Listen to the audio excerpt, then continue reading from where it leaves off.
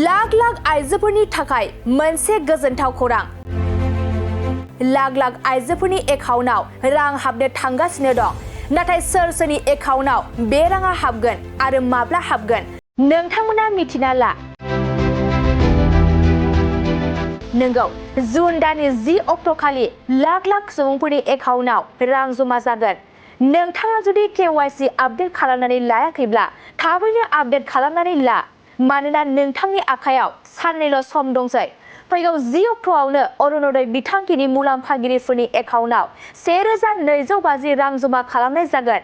लोगोसे बोराय बुरै पेन्सन बिथांखिनि थाखायबो राङा एकाउन्टआव हाबगोन। बेनि अनगायैबो रान्दि पेन्सन बिथांखिनिफ्राय फैनाय रांखौबो एकाउन्टआव जमा खालामनाय जागोन। सरकारा रोखा खालामदों दि दानफ्रोमबो 10 अक्ट'आव ण'दय बिथांखिनि मुलाम्फागिरिफोरनि एकाउन्टआव रां जमा खालामगोन।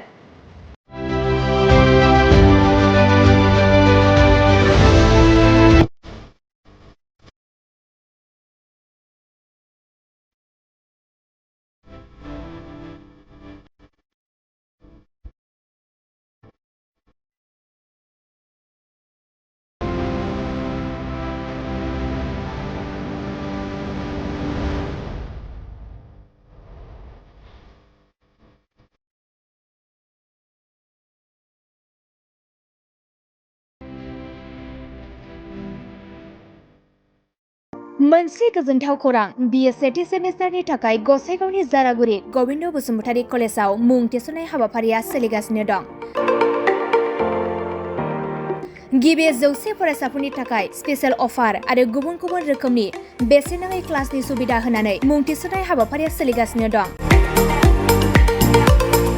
बे फरायसालियाव फरायसाफोरा गावनि गोसोबायदि आयदाखौ सायख'नानै लानो हागोन। लोगोसे basic computer class, self defence आरो स्पकेन इंलिश क्लास बायदि सुबिदाफोरखौ बेसेन होआलासे फरायसाफोरा सोलोंथाइखौ लानो हागोन। लोगोसे बे फरायसालिमायाव गासैबो फरायसाफोरनि थाखाय फ्रि बास सार्भिसबो होनाय जादों। लोगोसे गासैबो थाखोनि बिजाबजों बुंफबनाय बिजाब बाख्रिनिबो सुबिदा दं।